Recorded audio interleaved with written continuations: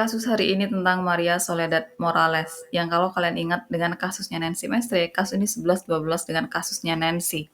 Bedanya, kasus ini lebih parah karena kalau di kasusnya Nancy, itu kan pelakunya memang keluarga berpengaruh dan cuma keluarga dari para pelaku yang kemudian melakukan sesuatu supaya keluarga mereka ini nggak dihukum. Tapi kalau di kasusnya Maria ini, bahkan presiden turun tangan untuk membuat para pelaku nggak dihukum.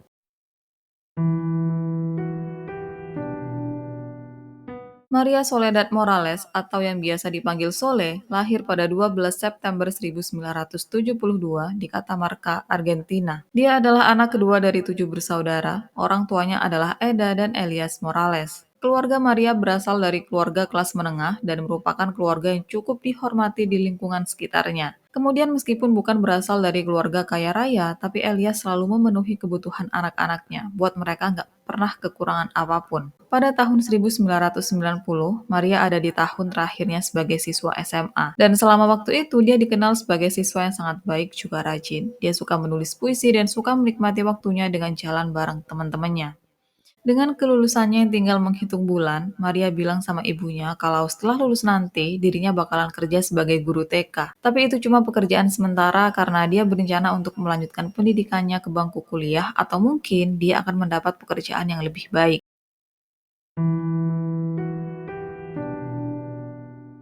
September 1990, sekolah atau teman-teman angkatan Maria mengadakan tur akhir tahun. Tapi sayangnya, 5 siswa nggak mampu untuk membayar biaya tur. Nggak mau satupun dari mereka tertinggal, anak-anak ini memutuskan untuk melakukan semacam penggalangan dana yang uangnya bakalan dipakai untuk membayar biaya tur 5 teman mereka. Hal yang mereka lakukan dalam penggalangan dana itu adalah melakukan pesta, dansa, pemilihan ratu kecantikan, dan semacamnya. Kemudian acara ini dilangsungkan di salah satu klub terkenal di Katamarka saat itu, yaitu Leiforos. Dan masing-masing dari siswa yang pada saat itu mengikuti acara ini memiliki tugas masing-masing. Kayak Maria, yang dia nih tugasnya untuk menjaga loket tiket.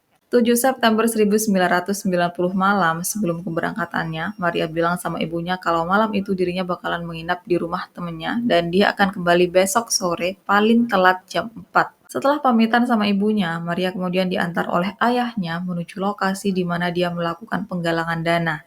Dan pada saat itu, orang tua Maria sama sekali nggak berpikir ada sesuatu yang aneh, ada sesuatu hal besar yang akan terjadi. Mereka sama sekali nggak melihat ada sesuatu yang harus dikhawatirkan. Mereka melihat kalau itu adalah hari yang sama dengan hari-hari lainnya, dan Maria bakalan ketemu sama mereka lagi besok sore. Tapi sampai keesokan harinya, bahkan sampai hari Senin pada 10 September, Maria nggak pernah pulang ke rumahnya. Karena sampai hari Senin Maria masih belum ada kabarnya, orang tua Maria yaitu Elias akhirnya pergi ke sekolah Maria dan dia tanya tentang Maria nih ada di mana, dia nginep di rumah temennya yang mana, dia sama siapa sekarang. Tapi pada saat itu nggak ada satupun dari teman-teman Maria yang tahu mengenai keberadaan Maria. Balik ke kejadian pada 7 September saat Maria dan teman-temannya melakukan penggalangan dana. Jadi setelah beberapa waktu mereka ada di sana, teman-teman Maria ngerasa cukup kalau mereka udah harus pulang.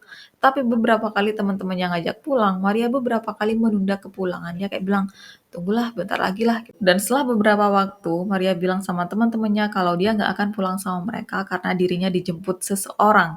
Yang teman-teman Maria percaya kalau orang yang akan menjemput Maria adalah Luis Tula, pacar Maria yang berusia 12 atau 13 tahun lebih tua dari Maria. Sedikit ngomongin tentang hubungan antara Maria dengan Luis, jadi Maria sebenarnya cukup menutupi hubungannya dengan Louis, dia cuma cerita ke beberapa teman-temannya, tapi itu pun ceritanya nggak benar-benar yang cerita seutuhnya.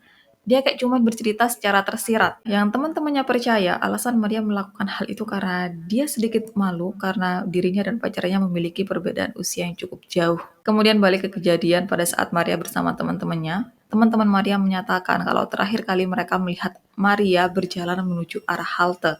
Dan sekitar jam 3 pagi terjadi mati lampu di lokasi di mana mereka berada pada saat itu. Yang waktu lampu hidup lagi, mereka udah nggak ngelihat Maria di halte bus. Jadi pada saat itu mereka nggak tahu apakah Maria benar-benar pergi sama Luis Tula atau enggak. Dan mereka juga nggak tahu apa yang terjadi sama Maria selanjutnya.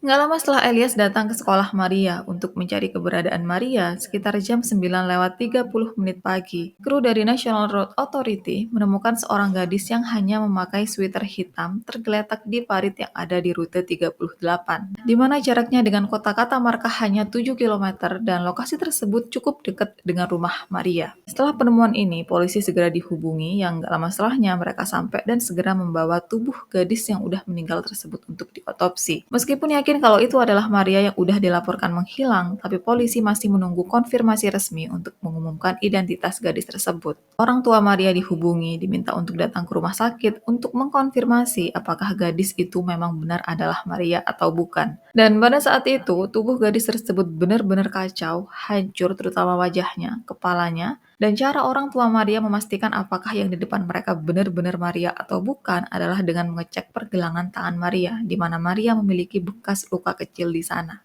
Dan saat orang tuanya mengecek pergelangan tangan Maria, mereka menemukan bekas luka yang sama dengan luka di pergelangan tangan Maria. Yang dari situlah mereka kemudian mengkonfirmasi kalau gadis tersebut memang adalah Maria. Untuk hasil otopsi, jadi Maria mengalami serangan fisik dan yang parah. Kemudian di tubuhnya juga ditemukan banyak bekas luka bakar karena rokok. Selain itu, tengkoraknya hancur, rahangnya patah, kulit kepala dilepas paksa, salah satu mata dan telinganya nggak ada, dan ditemukan jejak obat-obatan terlarang di tubuhnya, menunjukkan dia dibius sebelum dan selama penyerangan berlangsung. Untuk penyebab kematian, dikatakan kalau Maria meninggal karena henti jantung akibat banyaknya obat-obatan yang dimasukkan ke dalam tubuhnya. Dan untuk waktu kematian, diperkirakan kalau Maria meninggal 36 jam sebelum tubuhnya ditemukan. Kemudian pada 12 September 1990, pada hari di mana Maria berusia 18 tahun, pada hari itu dia dimakamkan.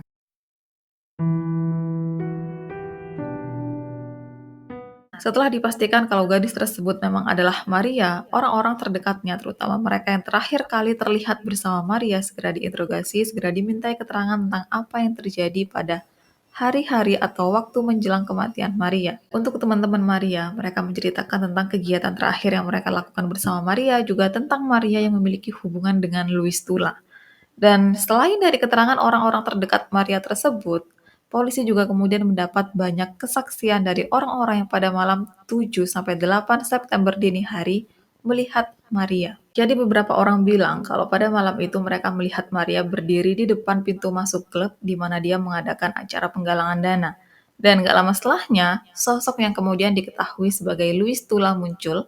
Mereka sempat ngobrol selama beberapa waktu sebelum Luis pergi, tapi nggak lama setelahnya Louis balik lagi. Sementara beberapa lainnya, mereka menyatakan melihat Maria berdiri di halte bus yang nggak lama setelahnya muncul sebuah mobil yang dikendarai oleh seorang pria bernama Guillermo Luque. Dan Maria kemudian masuk ke dalam mobil Guillermo yang setelahnya mereka pergi bersama. Waktu teman-teman Maria tahu tentang hal ini, mereka cukup kaget karena setahu mereka, Maria nggak mengenal Guillermo. Dan Maria adalah orang yang sangat hati-hati, benar-benar nggak mungkin dia masuk ke dalam mobil orang asing, kecuali dia mengenal seseorang di dalam mobil tersebut, makanya dia mau masuk. Dan karena beberapa orang menyatakan kalau Luis Tula dan Guillermo saling berhubungan, saling ketemuan, mereka berteman. Jadi teman-teman Maria menduga kalau mungkin di dalam mobilnya Guillermo ada Luis Tula. Makanya Maria mau masuk ke dalam mobil tersebut. Selanjutnya kesaksian juga muncul dari beberapa orang yang ada di klub malam bernama Cliffus, di mana mereka melihat Maria pada 8 September dini hari di sana. Dan sebenarnya cukup aneh ngelihat Maria ada di sana karena klub malam tersebut adalah klub malam khusus orang-orang dewasa. Sementara Maria pada saat itu masih berusia 17 tahun. Dan orang-orang ini yang menyatakan kalau mereka melihat Maria di Cliffus pada 8 September dini hari, mereka menyatakan kalau pada saat itu Maria bersama Luis Tula, Guillermo, dan beberapa temannya.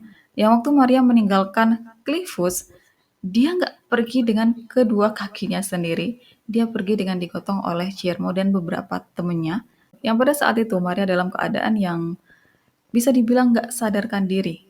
Beberapa orang kemudian yakin kalau pada saat itu Maria udah dibius. Kemudian Guillermo dan teman-temannya mereka masukin Maria ke dalam mobil dan setelahnya mereka pergi begitu aja tanpa Luis Tula. Dengan nama-nama tersebut, nama dari orang-orang yang terakhir kali terlihat bersama Maria, harusnya kan polisi fokus untuk memeriksa orang-orang tersebut.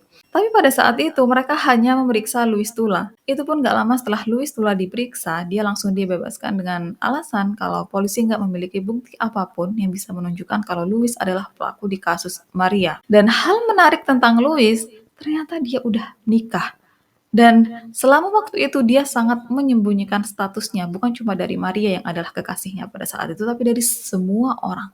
Entah apa alasan Louis melakukan hal itu. Dan dengan nama Louis yang dicoret dari daftar kemungkinan tersangka, orang-orang tentu aja langsung memusatkan perhatiannya pada The Sons of Power.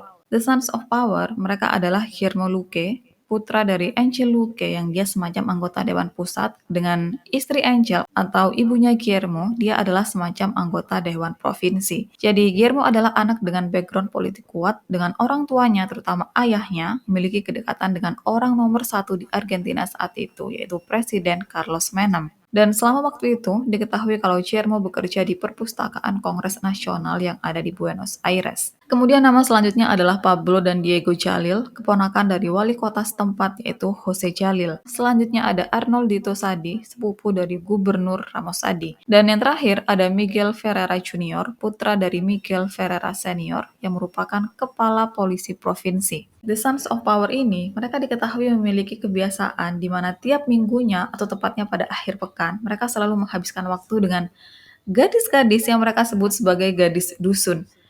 Dan mereka akan melakukan apapun sepanjang akhir pekan itu bersama gadis dusun mereka.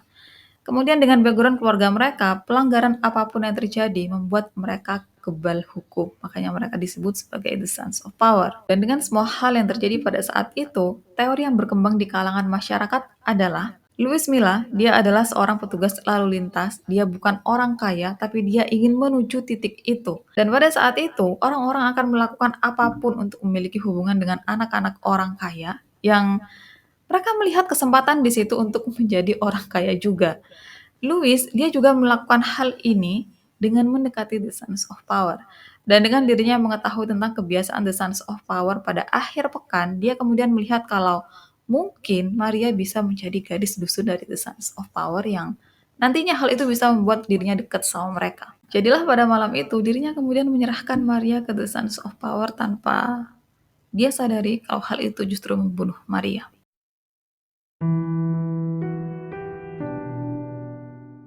Sejak awal, penyelidikan kasus Maria berjalan dengan sangat salah dengan polisi yang menunjukkan dengan jelas kalau mereka lebih berpihak ke si pelaku. Dari polisi yang nggak mengamankan TKP, mereka membiarkan siapapun untuk mendekat dan berjalan di TKP. Mereka juga mengabaikan bukti-bukti yang ada di TKP. Yang sekalinya atau pas mereka memiliki bukti, mereka justru nggak menyimpan bukti-bukti itu dengan benar yang kemudian membuat bukti itu rusak atau menghilang. Hal yang terjadi selanjutnya, bukannya mereka memperbaiki kualitas penyelidikan mereka, mereka justru memberikan teori-teori aneh tentang pelaku di kasusnya Maria. Teori pertama, mereka menyatakan kalau pelaku di kasus Maria adalah tukang daging karena melihat gimana luka yang ada di tubuhnya Maria. Kemudian gak lama setelahnya, mereka menyatakan kalau pelakunya adalah penganut sekte aliran sesat. Setelahnya mereka mengubah teori tersebut dengan bilang kalau si pelaku memiliki dendam pribadi. Dan dalam hal ini, mereka mengarah ke istrinya Louis Tula, yaitu Ruth. Polisi menyatakan kalau Ruth cemburu karena suaminya memiliki hubungan dengan Maria, makanya Ruth kemudian menghabisi Maria, dan Louis, dia membantu menutupi perbuatan istrinya. Teori lain, polisi menyatakan kalau pelakunya adalah tetangganya Maria, yaitu pasangan suami istri Vargas. Alasan polisi menyatakan kalau mereka adalah pelakunya karena keluarga Vargas memiliki mobil dengan ciri-ciri yang sama dengan mobil yang pada malam itu membawa Maria pergi. Padahal dengan jelas, orang-orang yang melihat Maria masuk ke dalam mobil tersebut juga melihat si pengendara yang adalah Guillermo Luque. Dan meskipun polisi memberikan teori yang sangat banyak mengenai siapa orang yang udah melakukan hal itu ke Maria, tapi nggak ada satupun dari teori-teori tersebut yang benar-benar diselidiki, yang benar-benar dikejar untuk memastikan apakah teori itu benar atau enggak. Mereka kayak cuma sekedar ngomong, terus mereka ganti pakai teori lain, terus ya udah, kayak udah selesai, nggak ada apapun lagi, nggak ada penyelidikan apapun yang dilakukan. Setelahnya muncul kesaksian dari seorang sopir bus yang dia bilang kalau pada Senin 10 September dini hari, dirinya melewati area di mana tubuh Maria ditemukan. Sopir bus tersebut menyatakan kalau waktu dirinya melewati area tersebut, dirinya ngelihat beberapa orang, mobil, juga beberapa polisi yang berhenti di pinggir jalan. Mereka nih kayak berkerumun di satu titik. Karena penasaran, sopir tersebut akhirnya meminggirkan kendaraannya dan dia mendekat ke arah kerumunan. Dia kemudian tanya sama salah satu polisi tentang, ini ada apa ya kok rame-rame? Dan polisi kemudian bilang kalau ada kecelakaan. Waktu dirinya mau mendekat, salah satu polisi kemudian menghalangi dirinya untuk mendekat. Dan waktu sopir ini tahu mengenai apa yang terjadi sama Maria, di situ dia baru sadar kalau lokasi di mana tubuh Maria ditemukan adalah lokasi yang sama di mana dirinya melihat banyak kerumunan pada Senin dini hari. Dan sopir ini juga kemudian menambahkan kalau pada saat dirinya mendekat ke arah kerumunan itu, sikap orang-orang yang ada di sana tuh benar-benar aneh. Kesaksian lain kemudian muncul dari seorang perawat yang dia menyatakan kalau sebelum 10 September, waktu dirinya lagi bertugas, dirinya mendapat pasien seorang gadis yang dibawa oleh beberapa orang. Waktu gadis tersebut diperiksa, ternyata dia udah meninggal. Tapi meskipun begitu, dokter juga perawat yang ada di sana berusaha untuk menghidupkan gadis tersebut. Mereka memompa perutnya, kemudian mereka juga melakukan intubasi, dan dengan segala macam hal yang udah mereka lakukan, gadis tersebut benar-benar nggak tertolong, dia benar-benar udah meninggal.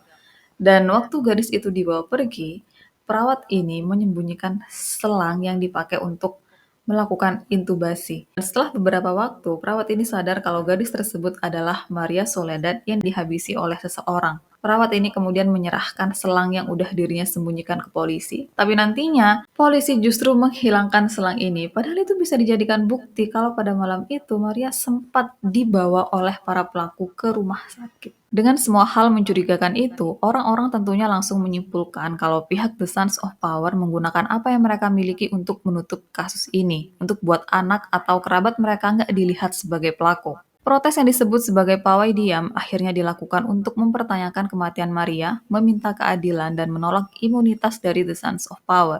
Pawai ini sendiri awalnya dilakukan oleh teman-teman sekolah Maria dan para orang tua mereka. Jadi mereka melewati jalanan dengan bergandengan tangan tanpa ada satupun yang berbicara. Dan sejak awal mereka melakukan hal ini, mereka langsung merasakan tekanan dari polisi juga kalangan atas yang mereka lawan. Tapi makin mereka melangkah, jumlah orang yang bergabung terus bertambah. Dan pawai ini dilakukan berkali-kali yang tiap kali diadakan, jumlah pesertanya terus bertambah. Bahkan protes ini bukan hanya terjadi di area sekolah atau tempat tinggal Maria, tapi juga kemudian terjadi di seluruh Argentina. Dengan publisitas yang luar biasa itu, tentu aja tekanan ke The Sons of Power dan keluarganya makin meningkat. Tapi bukannya mereka sedikit aja menunduk, sedikit aja menunjukkan simpati dan penyesalan, mereka justru tetap bersikap arogan seolah-olah nggak akan pernah bisa disentuh oleh keadilan. Gubernur Catamarca yaitu Ramon Sadi, dia menjabat sejak 1983 setelah menggantikan ayahnya yaitu Vicente. Sedikit mengenai keluarga Sadi, jadi mereka menguasai politik Catamarca sejak tahun 1940. Mereka adalah keluarga yang sangat kuat, bahkan Presiden Argentina saat itu dimentori langsung oleh ayah Ramon. Bahkan ayah Ramonlah yang menjadikan Carlos Menem sebagai presiden. Dan hubungan antara Carlos Menem dengan keluarga Sadi sangat kuat, sangat dekat. Apalagi Carlos memiliki hutang budi sama keluarga Sadi. Makanya presiden nantinya turun tangan dalam masalah ini, tapi dia bukan ada di sisi korban. Kemudian saat kasus ini terjadi dan menyeret nama keluarga Sadi sebagai salah satu pelaku di kasus Maria, pihak Sadi justru melihat hal ini sebagai cara untuk menjatuhkan nama mereka untuk meruntuhkan kekuatan politik mereka di Catamarca. Jadi saat protes diam dilakukan oleh orang-orang yang menuntut keadilan untuk Maria, Sadi melakukan aksi serupa dengan alasan kalau aksi diam pihak lain dilakukan untuk menghancurkan karir politiknya, dan aksi balasannya bertujuan untuk menguatkan posisinya. Sadi kemudian mengajak orang-orang yang masih mempercayai dirinya untuk bergabung dengan pawainya yang disebut pawai kebenaran. Dan cuma sedikit orang yang bergabung dengan aksinya ini karena semua orang tahu kebenarannya seperti apa dan jelas Sadi bukan ada di barisan kebenaran.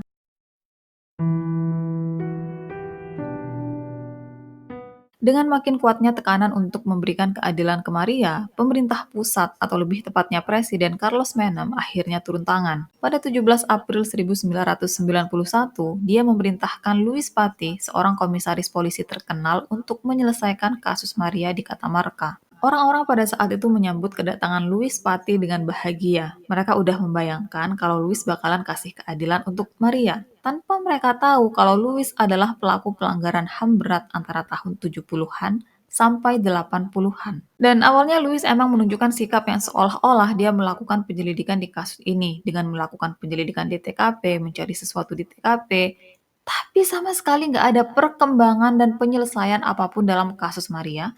Louis juga bahkan nggak pernah memanggil orang-orang yang diduga sebagai pelaku.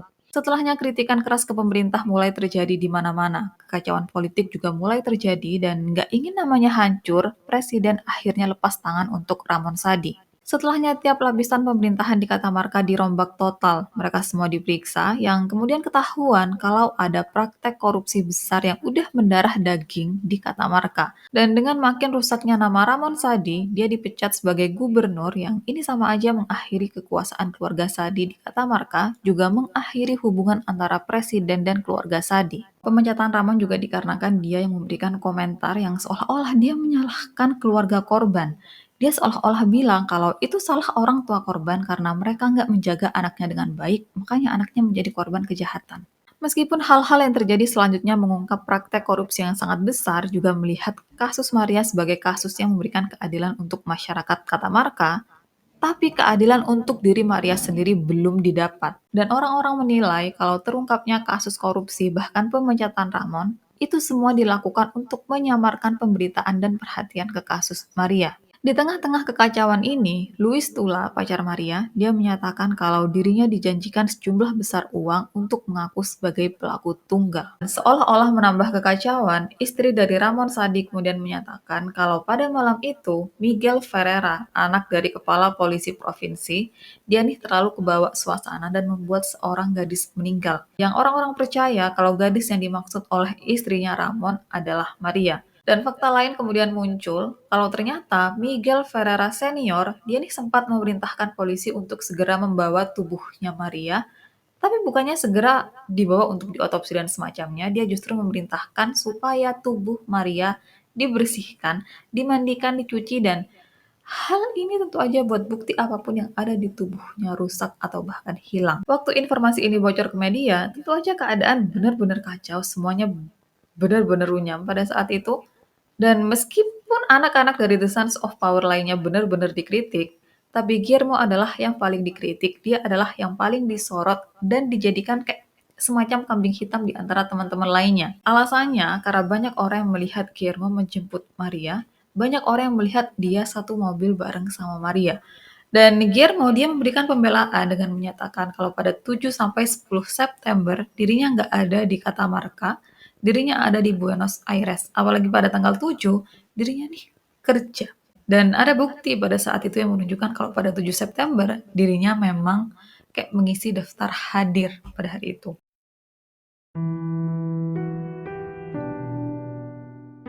Saat semua saksi mulai perlahan-lahan menutup mulut mereka karena mereka diancam, salah satu pekerja di rumah keluarga Guillermo Luque, dia kemudian memberikan pernyataan tentang apa yang dirinya ketahui pada 7 September 1990. Jadi menurut karyawan ini, yang dia bernama Ramon Medina, dia menyatakan kalau pada 7 September 1990, Guillermo nggak ada di Buenos Aires, dia ada di kediaman orang tuanya yang ada di Catamarca. Dan Guillermo meninggalkan kediaman orang tuanya di jam 10 malam, terus dia baru balik lagi besoknya di jam 5 sore.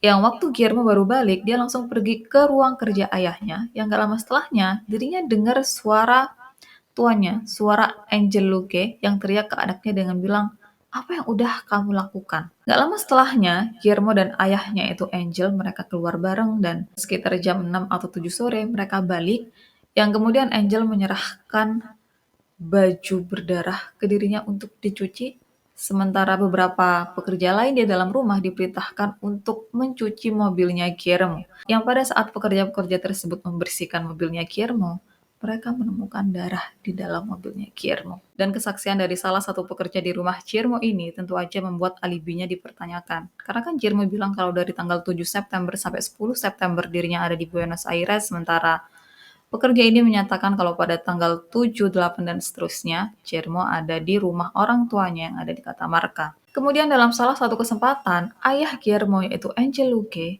di depan wartawan dia bilang, kalau seandainya anakku emang adalah pelakunya, apa mungkin tubuh dari gadis itu bisa ditemukan?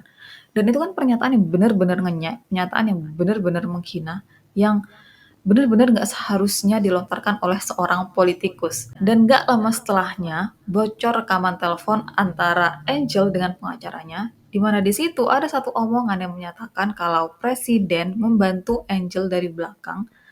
Dan waktu semua ini bocor ke media, tentu aja kritikan ke pemerintah makin keras, makin kedengeran di mana-mana. Dan karena presiden nggak mau namanya makin jelek, dia akhirnya benar-benar lepas tangan untuk kasus ini, entah itu benar atau enggak, tapi pada saat itu dipercaya kalau presiden udah nggak mau lagi terlibat dalam kasus ini. Dan dengan segala kontroversi di kasus ini, Angel akhirnya dipecat sebagai anggota dewan dan dia dikeluarkan dari Kongres.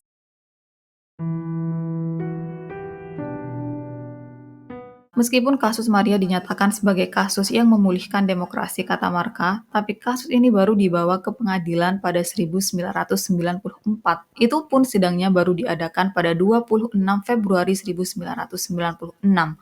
6 tahun setelah Maria ditemukan meninggal, dan cuma Guillermo juga Luis Tula yang diadili. Alasan kenapa Guillermo adalah satu-satunya yang diadili pada saat itu dibanding The Sons of Power lain, karena banyak orang yang menyaksikan dengan langsung kalau Maria masuk ke mobil Guillermo dan Guillermo yang mengendarai mobil tersebut. Kemudian karena ini adalah kasus yang sangat terkenal, stasiun TV melakukan siaran langsung pada sidang ini. Dan saat sidang akhirnya dimulai, sejak awal sidang, udah banyak hal aneh yang terjadi. Jadi orang-orang yang memberikan kesaksian pada 1990, di sidang 1996 mereka merubah kesaksian mereka. Entah mereka bilang kalau mereka salah lihat, entah mereka bilang kalau mereka udah lupa, dan nantinya ketahuan kalau orang-orang ini udah diancam sama keluarga dari The Sons of Power. Dan untuk orang-orang yang tetap mempertahankan kesaksiannya, tiap kali mereka ngomong dan hakim gak suka dengan apa yang mereka omongin, hakim bakalan suruh saksi-saksi ini untuk berhenti ngomong. Jadi di luar dan di dalam ruang sidang, orang-orang yang menyatakan kebenaran, mereka nih dibungkam. Kemudian hal ini kan disiarkan secara live dan semua orang kemudian bisa langsung melihat gimana nggak adilnya persidangan ini, gimana sangat berpihaknya hakim ke terdakwa, terutama ke Guillermo. Yang seolah-olah di situ hakim ingin menyalahkan semua tuduhan ke Luis Tula. Kemudian karena kontroversi sidang tersebut dibatalkan, hakim mengundurkan diri dari jabatannya, dan apapun yang terjadi pada sidang tersebut dibatalkan, termasuk saksi, bukti, dan hal-hal lainnya. Itu tuh dianggap nggak ada.